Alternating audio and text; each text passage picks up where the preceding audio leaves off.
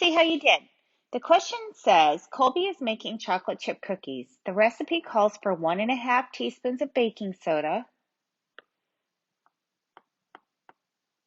and 1 1/8 teaspoons of vanilla.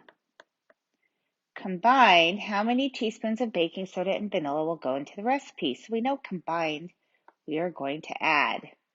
So in our instructions, it tells us to add those whole numbers first. We just can't forget about it, so I circle it in a different color. I need to remember to go back. Then I'm going to add the fractions. So we have unlike denominators, so we know we need to make a t-chart. And I'm going to put the multiples 2, 4, 6, 8, and I know that I don't need to go any further because we have a multiple in common.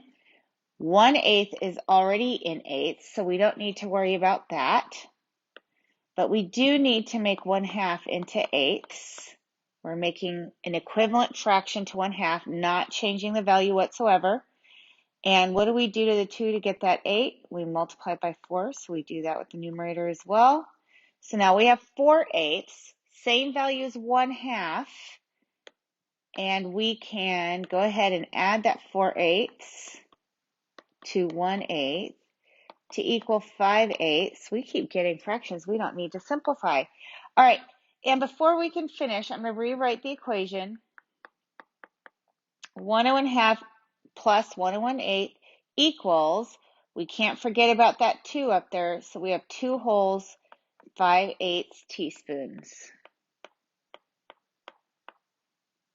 How'd you do?